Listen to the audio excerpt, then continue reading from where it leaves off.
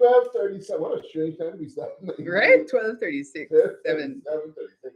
Anyway, it's one of those days. The next couple of days are going to be very well, yeah, semi-ish in terms of time, because we're trying to fit everybody in, and then Tropical Storm Ernesto didn't make it any easier. Yeah. So everything is kind of backed up now, but we'll get there. We'll get there. Thank you guys so very much for locking it in. 28.3 FM, candidate time, election time. Make sure you listen, you analyze, and you cast an informed vote on the party you feel you connect with or have the best plans for Sweet St. Maarten land. Speaking of forward plans, I am here. I'm joined with the Party for Progress, the gold standard, still the new standard, and still the new kid on the block. Kinda-ish, yeah. Yeah, no, still, yeah. Still, yeah. Little bit. Yeah. I think in nearly 5 elections. Nice. I can't even think of it. Gotta say good afternoon, good morning, good afternoon to the leader of the PFP, MP Melissa Gumbs. Good afternoon. Afternoon, Mike. I'm good. How did you pass that storm? Restfully, yeah. It was quiet. I think we got some more higher gusts than we expected. You see, you have the ship now kind of stranded in Great Bay and such. So definitely kind of took people by surprise. Right. But I kind of expected it. I mean, 45-mile-per-hour winds, and then they extend 105 miles out from the center, so you could kind of that we were going to get touched. Yeah. I was watching a Met guy on TV, and he was like from the channel, and they were like, 45-mile-an-hour winds in 2024 is not 45. Exactly. That was in 1995. Yep. Because of climate change and everything. Yeah, pretty much. A lot more powerful. So imagine how powerful a Cat 2, 3, 4 would be. I don't want to think about it. So guys, by now we should have already been ready for the season. We are in hurricane season. The peak is coming up. So I want to take this opportunity to see what we've been through. You see what a little bit of winds will do. It's been a while since we've had something. Let's hope it's a long more while. Yeah. But please get ready, because the storms today are much stronger. So safeguard everything, clean up your yard still. Do what you gotta do. If you haven't done it, please do so. Okay? All right. MP, couple of days before the election. 5 days. 5 days for the election. 5 days to go. What are you guys up to? I'm curious about messaging these days. Before the election, because so much you say everybody's heard everything. People right now at the edge of the city just want the election to be up. Yeah. Get it over with. In these last couple of days, important for the PFP. Okay, what telling your people St. Maarten in these last few days? Mostly just to stay focused. There's gonna, the messaging is gonna get a little wacky, these last few days. And I think that, it's just about staying consistent. Yeah. Persons who may have been in there previously are going to now come out swinging with, well, this is what I did and left and whatever. Right. And then, of course, you have those, trying to get back the opportunity to continue what was started on the 3rd of May, and then dropped on 17 days later. That those, that's the what is going to end up being. We've been trying to stay focused, of course, and I think we've done a good job of that. Just reiterating our manifesto points, pushing for, I guess, just sense and sensibilities when it comes to governing, and also getting back that opportunity to come back to Parliament and continue the work that we had already started in 2020. Yeah. But to cutting through the noise, is it difficult? I think for the population, yes, I think it is. I mean, you have 9 parties contesting this election. It's growing almost every time. And we actually have a meeting of the Committee for Electoral Reform this Friday in Parliament to kind of discuss terms of reference that has gone out to different law firms, and to kind of see, well, what topics do we want them to drill down on when it comes to electoral reform in the country, to whether it's to find a way to avoid this large playing field for just 15 seats, what needs to be done or what can be done legally, of course, because you have to also take into consideration good governance and the Constitution itself, and to make sure that whatever is decided, it makes our democracy better and stronger. And that's a question I always had. Can we limit it? I mean, legally, democratically, can you limit it? Yeah, that's a good question for Rayon, because he definitely he studied constitutional law, Right. so he has that technical legal background of it. There's of course the theory and the philosophy of what what do you want your democracy to look like. But I've said several times that there are examples of parliamentary democracies around the world where you see different regulations, different rules. Within the kingdom, you have it in the Netherlands. There's rules governing independent members. In other places as well, to see how you can strengthen your democracy and not let it be able to be, toppled by the whim of one, so to speak. Right, because it's like I always speak on capacity, and I feel like we're on an island. And, I speak about capacity in terms of infrastructure. And it comes to a point where you can't go no more. And I wonder if capacity would apply to something like how many parties can run legally. So I guess when raising, I'll ask him. Yeah, definitely a question for him. How are you keeping your candidates disciplined? Doing my best. Sometimes College silly season. There's a bunch of nonsense that comes up around this time. It's phase one of silly season, I think. I think it's just about communication. I think as a party we communicate very well with each other, and sometimes just like we've had candidate meetings where there was a whole agenda, of what to discuss, and then you kind of feel the vibe in the room, and it's like, okay, maybe we just vent. And I always try to start off by saying, so how are you feeling today, and just go around the room to kind of, because that's important as well. A lot of people don't contemplate the strain it takes on your mental health, just your physical well-being as well. Make sure everybody's eating right. I know the first campaign 2020, there was a day where there was a week, I think, where I think Ray, we were eating KFC like 3-4 times a week. And we were like, my gosh, but it's literally you're on the road. You gotta grab something quick, and you gotta just, so you have to also check in on that and make sure everybody's good. And just keep everybody grounded and focused on what's coming up, because there's distractions everywhere, but you can't give into it. I'm sure a lot of thought in the beginning went into your party for progress, and you think about it, I don't think people analyze this party name enough. But how did you guys in the beginning of now defining progress?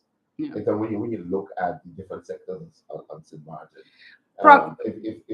if a voter would ask you, for example, on social affairs, how are we progressing? Or what's your idea for progress? No, our idea for progress is that everybody gets to enjoy, like a dignified life on St. Maarten, and I think that should be the focus for any party, whether you subscribe to highly socialist or highly capitalist ideologies. You need to find that middle ground where people are able to, succeed, but everybody is able to eat without any worrying about it, and without having to work 4 or 5 jobs to be able to get to it as well. And I think that somewhere along the way we kind of lost the plot. Even organizations that started off as highly socialist, have kind of deviated from that. In favor of a more capitalist kind of approach to things. But for us, progress is that, first of all, we have an informed voting population, because that is where the most damage has been done. Informing people, what are you voting for? Who are you voting for? What should you look for in a candidate? I think we took democracy and we kind of just bastardized it in a way, and persons from other islands say that to me. We talk a lot about, you have people that talk a lot about, independence and about our constitutional status and stuff like that. And all of that is great, but do we think we have the population that's there for such a conversation, because you have persons from other islands that are independent that say, I am fascinated by y'all's political arena, because this couldn't fly in Dominica, this couldn't fly in Jamaica, in Trinidad, you must be nuts, and they're like, when I show them like the list, and they're like, so what does this person do? What have they done? And you say, well, not that there's anything wrong with your profession, but people in other countries have come to expect a certain level of politician, and I think we do a disservice when we try to act like they're wrong. Being at that level, it means that you can move in the world differently as well. And I think that we've done a good job of showing, that our focus has never been on the self; it has been on within the country. Like, even if we have to explain on a one-on-one basis, what this is all about, Yeah. that's perfectly fine with us. And I'm sure you do it a lot on a one-on-one basis because you pull it Yeah. your opponent to pervert it Yes, and say that for sure. you just want a particular type of people. Yeah, and you make it sound like a bad thing, Yeah. That's not something that has started now. Yeah. This anti-intellectual, anti-academic kind of wave has started from since the 1970s and 80s. Let's be honest. Yeah. And I cuss myself for that too as well. I'm like, you were there, you could have stopped. You could have stopped that narrative, but that's again the time that we were in, and that folksy, tribalist kind of approach to politics. It kind of what prompted me to make that comment on Facebook about education and when school starts. Yeah. Because it's the same type of thing. Yes. It's like you want excellence or not. Yeah. Or you want a day off. Yeah. It's weird. Yeah, it is. But speaking of excellence, education. Mm-hmm. I would like to know you in terms of progress in education. Yeah. And what you guys view is the problem now, and how is PFP going to progress our education system? How students are going to achieve excellence, etc. Well, we have some educational heavy hitters on the slate. Of course, you have Rosalinda Martina, who is a teacher herself, former MP Solange Duncan, who's very passionate about policies in education, about expanding our cultural heritage programs, and we ourselves teamed up basically to kind of push the former Minister of Education to advocate more for teaching local history, local political history in our schools, starting of course at the elementary level. Right. And I think it should even start before, to be honest. At early stimulation, you just have pictures on a wall with the names in big letters or something. But I think for us, it has always been about first seeing what is there, and seeing who is there, seeing if it is being deployed properly, because that's also a challenge that we see, especially in education, where you have this FBE system that has been there for quite some time, but we seem to be afraid of the word assessment, and we seem to be afraid of the word evaluation, because people think, they're coming from a job.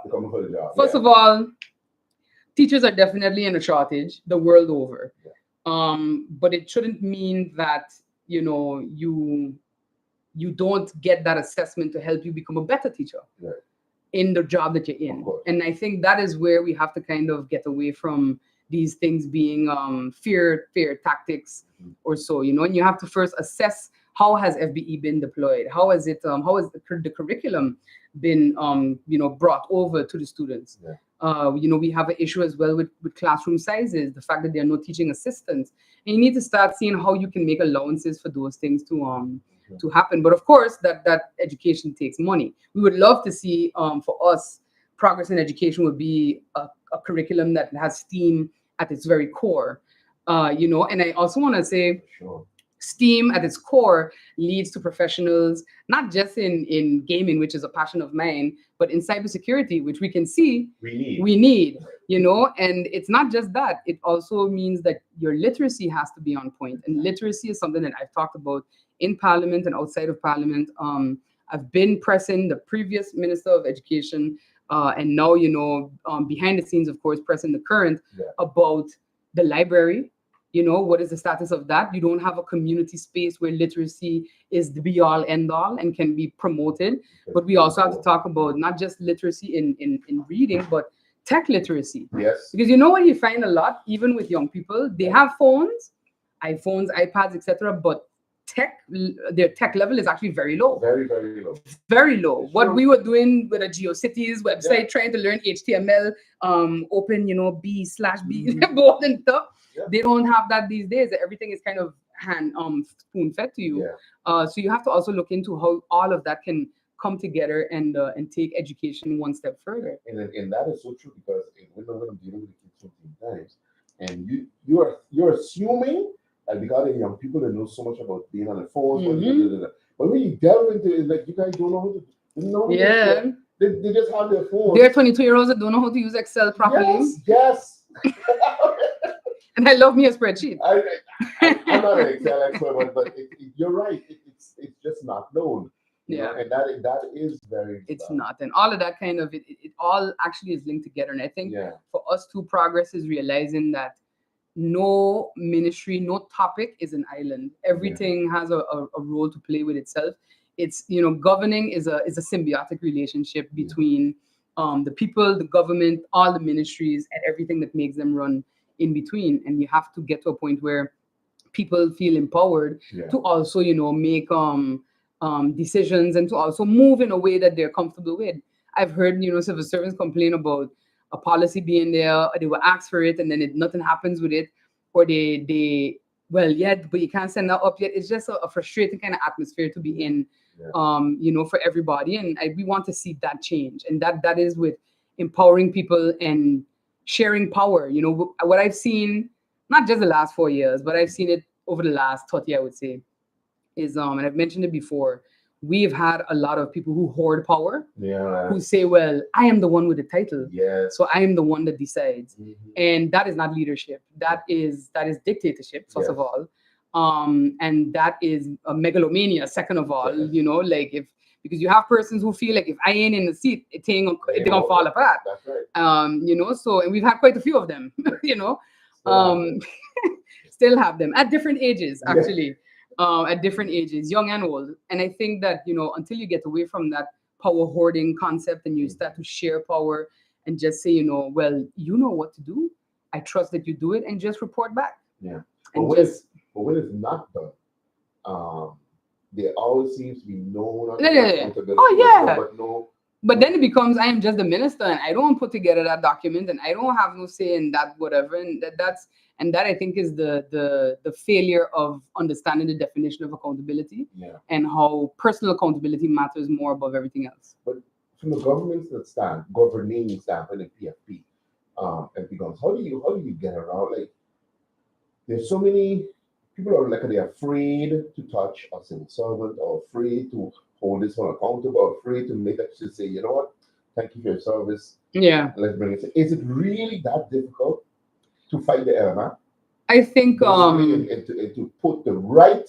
That's our problem. We don't have a lot of the right people in place. Yeah. No, definitely. But I'll give you an example. Even in private sector, you have to do evaluations. That's right. If you don't do performance evaluations, then you don't have the so-called paper trail to be able to take those types of decisive steps. Right. And that is why I always say that, we look for persons, I said it before during formation, I said our bench is deep with people who have that experience. And I'm not saying that you can only get that experience in private sector, but on St. Maarten, government has not consistently and historically done those types of evaluations. So you do get that in private sector, where you learn how to evaluate people, how to have those tough conversations. Like, I asked you this was your quota that you had to meet, and you fell about 20 short. What happened? And maybe something personal has been going on. And that's also, again, being a decent leader and a decent manager. And you have persons that just do not know how to do that. Right. And I think that has compounded into a situation now where you feel like you can't touch someone. The second side of that is the political side, where it's, how am I going to do that? Yeah. There's 10 votes in that house. Exactly. How can I do? That's political suicide. And I think that until you get people who are more in love with moving St. Maarten forward than they are with the vote, than they are with the seat, than they are with the driver, with the car, whether it's a Tucson or an Audi or whatever, until you get people who are more in love with seeing the right thing happen on St. Maarten, just so that it can continue happening even when you are gone, you're not going to get anywhere. They're right now, it's a love for the vote. I heard your previous guest talking about convenient payouts right before election and such. 2020 had a very convenient payout to the justice workers. That has been our style of politics. I'm not saying it's right. I'm not saying it's right, because I also looked at it and said, really? But I'm not saying it's correct, but that is what has been happening. We have people who, again, you hoard things, you keep them close to the chest, you save them until 2-3 months before election, or the month before election, or the 3 weeks before election, and then you drop them, and then you emotionally hijack the people to say, but look at what he did. That was but you didn't see that the 3 years before they kept you without it. But it seems to me that we still continue to count on people forgetting. Yeah, for sure. And instead of, and that's my problem with some of our leaders, instead of, gosh, I did this, then we will not do this again. You count on people forgetting, and if it works, let me actually do it again, because people are going to believe the same nonsense. Yeah. you as leader of the PFP, do you ever run into that with your candidates? Do you feel that they just want to be more populist and more like the others, other than what you need your party to be? No, sometimes I need them to find. I actually struggle with helping them find balance because they're very much on the side of we just need to just do the job, and I have to then say, there is that, yes, but there's also the politics side of it where you have to look, you have to show that you are working. We are a visual people. I think relying on being the right choice, being good, and just people will see it, it doesn't work. No. But there is a way to do that does not look disingenuous. Right. There's a way to do that doesn't look, and that's why I think we focus as well on getting persons who have had, who've done work in the community. At the end of the day, I think our number one community worker is Marvio. Yeah. Marvio is everywhere. Marvio like salt in everything, So I think that, no. So I'm just saying, he's in everything basically, So you have Marvio in the community. You have persons who do things behind the scenes. A lot of people as well about Rayon have the impression of he doesn't do anything, but he does. It's just that sometimes it's tough to make things come across without it looking boastful. Yeah. And I think that I hate that more than anything, because to me, it's more embarrassing for me that persons rely on politicians to give them donations, to help their schools get whatever, to help their organizations get whatever supplies, because it shouldn't be that way. Right. That's basically how you continue to perpetuate this thing of, well, I deserve this big salary because I give away maybe a pittance of it to XYZ organization to help them, buy fans or buy pencils or stuff like that. And I think that, it happens, yes, and I will always be willing to help, but it shouldn't happen. And that's what I think we need to also start to realize. But this is not normal. Yeah, but how much time do you have in politics? The reason I ask that because you realize you're fighting against.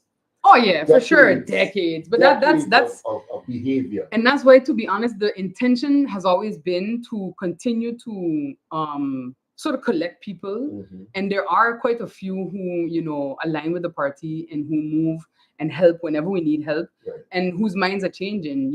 I'm hearing it every day that persons who historically have supported one or the other 9 parties that are running, whether they were even some candidates on new parties that were on other parties before, they're like, I just don't see what this has yielded me. Right. And what's really going to be a real interesting shift in another, hopefully we may, the 2028 election, is those who are now 16, 15. Because when I talk to those people, those young people, those young adults, they have standards that I myself am like, I don't know if I could ever meet this. Yeah, absolutely correct. I'm doing my best every day to try to meet it, but it is tough. It's tough, and I said it before. Like I as the former chairperson of the Committee for Integrity in Parliament, and now current chair as well. Well, we'll see what happens after Monday. Right. I was responsible then for bringing a draft code of conduct to Parliament. They, chewed it up. They said it doesn't reflect us culturally, even though it had been written with other islands in mind. And they said, make it more like St. Maarten and such. So I said, okay, let me involve Youth Parliament in this. And Youth Parliament got involved. They drafted, certain points. They also drafted an article for what happens when you break the code of conduct, when you violate one of the articles in it. And at one point, I said, okay, so what kind of consequences did you guys come up with?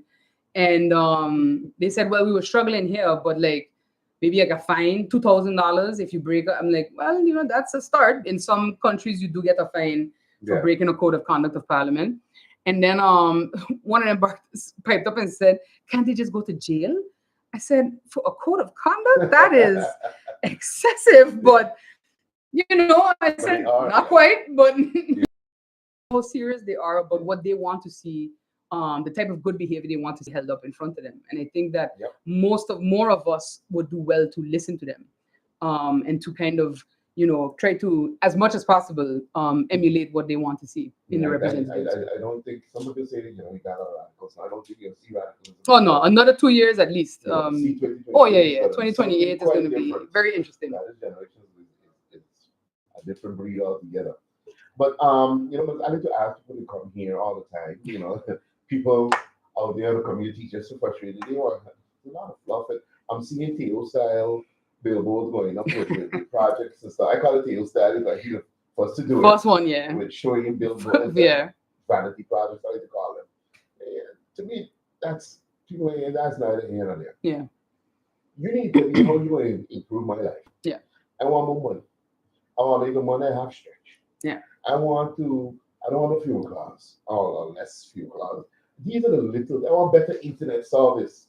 You know, these things matter in my everyday life. Yes. You know, and I don't want to talk about. Just tell me PFP. You know what I mean? How are you going to improve my life?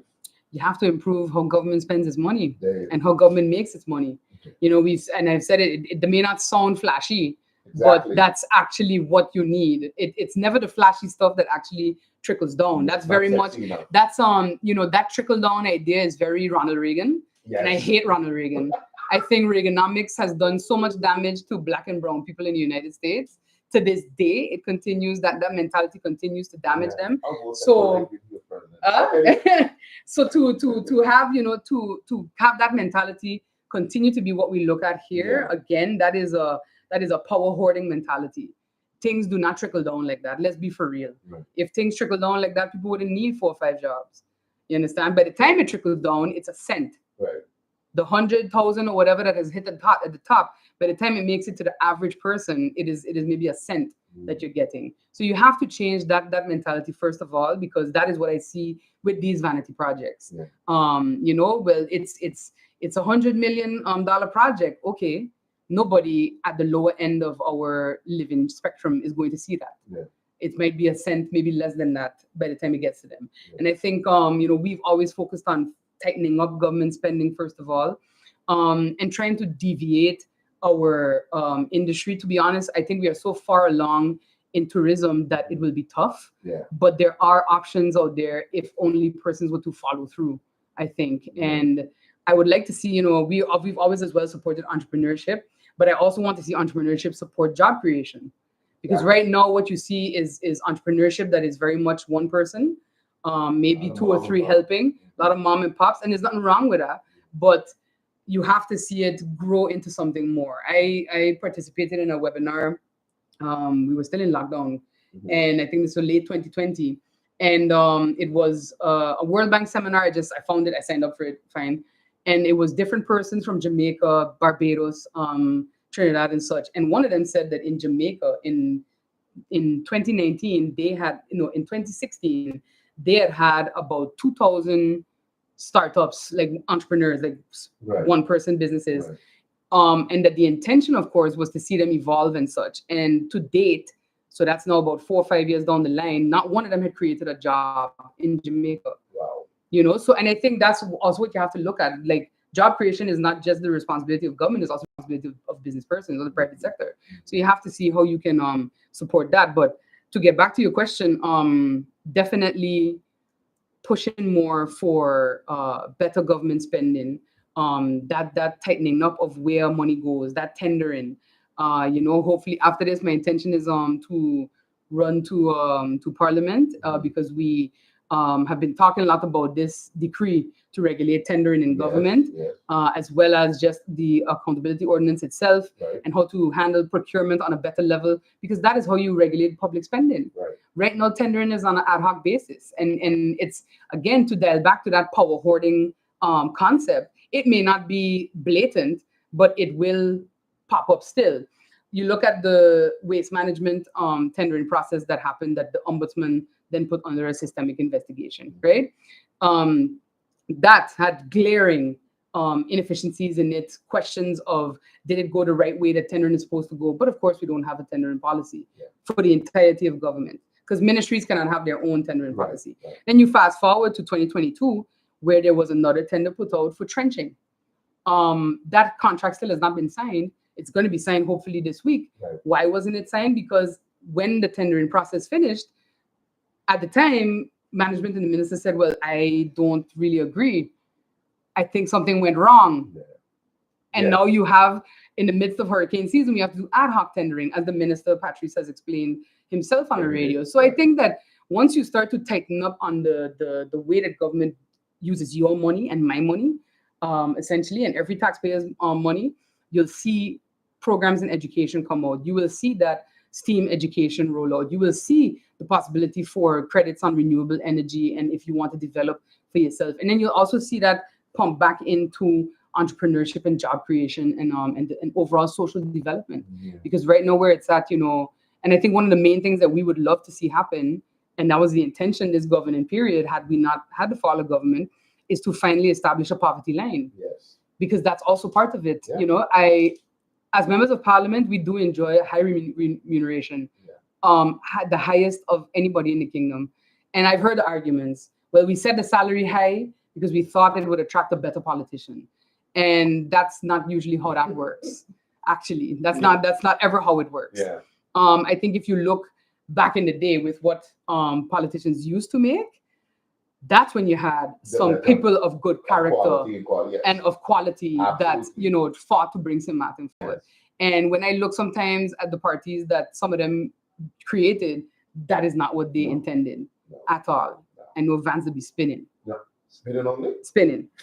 And it's a shame. Yeah. But essentially, when you get to that point of regulating, how your money is spent, and I've always told people that if you don't fix the money, nothing is going to get fixed. Healthcare, education, anything, sports, your culture, how it is preserved, how it is handled, like none of that is going to improve unless you have the funding to do it. And also to move on those opportunities for funding from elsewhere. Because I know that we've gone to IPCO, we've had 2 presentations now on funding available for OCTs and such, and it just never connects, I think, with the public, first of all, or even within government, on how that can then also come in and go out to the NGOs and the nonprofits that power this country. Actually, and I think sometimes when I read in the past some reports on even Theo, for example, sometimes you read little things that you can see benefit in the country and helping us out here and there. But you get the impression, just like with IPCO, that our people don't know how to either access or move it forward or take advantage. So it's just in a report, and that's it. Yeah, and that also ties into accountability and evaluations. Exactly. You have persons, you have department heads, you have persons in government that are supposed to follow up on these things. And it's not about targeting people or fighting with people. It's just do your job. I don't, and we've always said it, like, I don't actually care about person's colors. I don't care what party you support. I just need to do the job. I don't care where you're from. Like, that's really what I need. Yeah. Someone who's able to just do it and just move it forward. Just take it from here where it's been for however many years and just jump over there at least. But you recognize that PFP is in the minority when it comes to, among the political parties, when it comes to wanting to just tell people these things, these truths, Christopher the Chris tells it to you bluntly, but you see it never changing. I think so. Look, everything happens with repetition and representation and exposure. That's basically it. If I look at the style of campaigning, we've already changed that. Right. Let's face it. For 10 years ago, you would have never had 3 people on an interview, or even 2 from the same party. Not. You would have never had a party leader showing up with the last candidate on the list. Definitely not. You understand? So we've already changed how, it's gonna take longer to change everything else. But I think that David has a saying. What is it? He's gonna kill me if I don't get it right.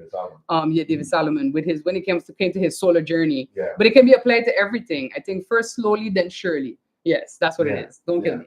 So I think that is also what we have to look at. We have never been in a rush as a party.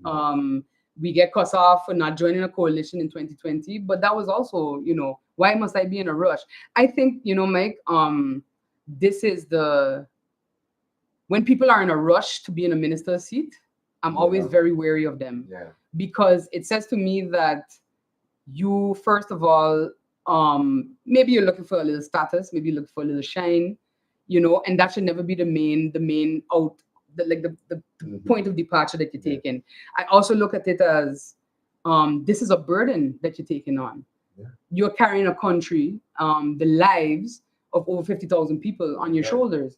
So it is something that you should accept humbly and reluctantly, even, I would say, if you are offered the opportunity, not even the opportunity, because I hate that word. I was said once, and I said, it's not a job. It's not this isn't, oh my gosh, I'm going to be VP of product management at Microsoft. This is it is a responsibility. Actually, it's not an opportunity. It's a responsibility that you're taking on. And you're not just responsible for you and whoever you wake up next to in the morning or the children in your house. You're responsible for your children and for the children of everybody who's listening, for their partners, for their dogs and their cats. Like, you're responsible for all of those people. And I think that is that should be a very humbling fact for people to take on. So when you rush to say that I want this responsibility, I don't think people look at it as a responsibility.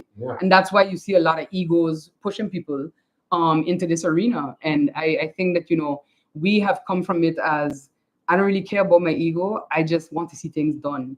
And things just have to improve for everybody. And I think if more people understand that if you fulfill that responsibility or those responsibilities, it's going to be so easier for you to get reelected. And at the end of the day, people just want to see you work and want their lives improved. And I ask you these questions because I want people to understand. Because I do sometimes hear about the PFP and the this and the standards, make it sound like they're about things, but we need to understand that to take your time, to evaluate, to consider, to question. These are the things that get you good leaders. And if you just rush into people who can put a t-shirt in your face, you're going to end up with what you have. Exactly. So we're almost at the time because it was only for half an hour. So I decided I want you, the leader, to make people understand why it's important that you guys, stand on business. When it comes to for sure. Stand 100%. And what they're voting for come Monday, August 19th. Yes. So 5 days. 5 days. So with that said, we're going to ask you to tell people what they are voting for in PFP on Monday, August 19th. Now, you are voting for ethical representation, you're voting for integrity, and you're voting for persons who want to see the work happen. Nothing is going to be held back. If it can be done now, it will be done now. If it can't be, we will explain it. And I think that our style of communication also was maybe a little different for the public, but it's been very straightforward, and we will always tell the truth. And I think honesty is not doom and gloom.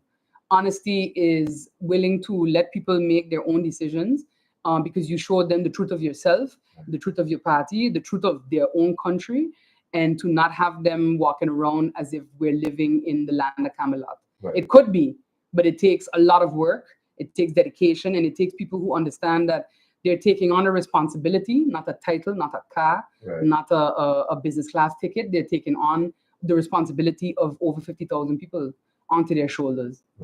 Now, just before you go, when it comes to negotiations and stuff afterwards, so some people have this thing, oh God, before the campaign, they're beating up on each other left, right, and center, and now they want to join up together. I know you always say never say never. But has anybody disqualified themselves? One party. I think everybody has kind of, I hope everybody has even though all of them were kind of associated with that individual leading up to last year, then we hope, but we have without a doubt. Aside from that, it's really who is in alignment. You're never going to agree 100% on everything, but I also urge for there to be patience in that conversation. Not just 24 hours or 48 hours. It needs to, you can take that time, a wise, older former politician once told me recently that, there's a cooling off period that is allowed, and you have to take that moment and actually see and have the tough conversations before. Listen, it's at the end of the day, it is a relationship, just like any other relationship in life, whether professional or personal. You don't want to you better align. You don't want to move in with somebody and realize, so you just leave your nail clippings on the back? Wow. Or hair on the bathroom floor, like, what in the world? But you've already moved in, you signed the lease. So I think that it's a simplistic explanation, but at the end of the day, it holds true. You have to have tough conversations on what you agree on and what you don't. and then see can we How far can we meet each other in the middle, and can we overcome those issues moving forward for the betterment of the country. And I think it's also about being willing to keep people accountable. We've asked questions since being in this coalition. You had that weapons dealership. I asked the Minister of Justice questions about it, even though it was not in his time. I recently sent questions to the Prime Minister as well about GB and about how what is going to happen moving forward, because I think I still do not trust entirely everything, and there's no disrespect again to the management of GB, but I have concerns, and I think that it's my right to ask those questions, privately and publicly. And I think that once you stick true to that, to holding persons accountable no matter what side of the bench you're on, I think we've also set that standard, and we're going to continue to do so. So that is something that it was one of our deal breakers. Don't expect us to shift or change or be protectionist of you because we're in coalition with you. Yeah. That's not going to happen. Yeah, the whole rushing thing is almost culture. Yeah. But it ends up...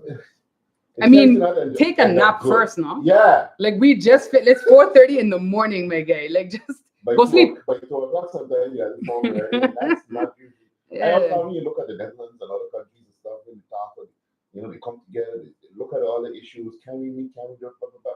But you see, that I think also stems from the fact that in the Netherlands, power is not hoarded at the minister's level. Yes. Here, everything stops. Yeah. People can't move. People feel like they can't sneeze if there's not a minister in the seat. In the Netherlands, in Belgium, it can go, like we saw Belgium, 18 months, but the country didn't stop. Yeah. Projects didn't stop. People were still able to get things done from a public service perspective. And that I think is the issue, is that you have a culture now where people are afraid to kind of budge. True. Without the minister giving permission. No, you're just a person. And I can tell you from being in the building now, it's I don't want to do that because I ain't gonna lock up for nobody. That's how I ain't gonna lock up for nobody. And I can know you, but it's your job to sign the paper. Yeah, yeah. And if you feel like it's something you can get locked up for, the prosecutor's right there. Like I feel like you have a bigger problem on your hands, to be honest. You're in trouble. And Fiona, thank you so very much. Thanks, Mike. Appreciate it. I don't think we have another schedule. I don't think so. Probably others, yeah. Three, I believe. Yes. Still left. So I want to wish you the best of luck. Thank you very much. On the campaign trail. Monday is almost there. Do what you gotta do. Stay healthy, stay hydrated. Yes. And I think you're gonna do well. Thank you. I am not totally worried at all. Folks, any last words for the public? No, just I wanted to give a shout out as well to the brave souls who went out on the pilot boat to rescue the crew of that.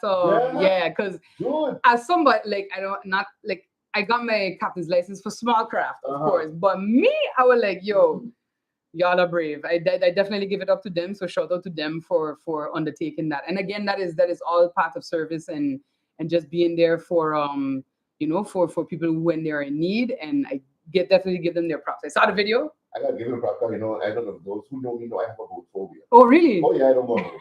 I am sorry. I can walk farther than I can swim. I don't know about at all. No screws, no nothing. When I saw it, I was like, dude. I know you were freaking out. That's chicken sleep. Oh wow. So you never go on a cruise then? No, never. Never been. The wife wants to go. I've never been. I just can't. Something about boats. Ain't enough volume in the world for you, right? No, but shout out to them. I hope everybody had a good passing of Ernesto as well. I saw some trees that were down, but of course, persons picking them up in the neighborhoods and such, and still remain vigilant. We are not, funny enough, we're not yet at the peak of hurricane season. We have another 2 weeks and change to go. Yeah. Until we really hit the. I think the election slow it down. Usually, like, probably. Taking so long. Yeah. Until we hit that sweet spot, but definitely to stay vigilant and continue to just keep an eye out on whatever may develop in these next coming weeks. And on Monday, go out and vote and be safe while you're doing that. And vote early. Okay. And vote early, yes. Vote early. Yes. And as you vote early, choose progress. Choose peace. Keep it up, folks. We'll be right back. 88.3 FM. Another interview coming up.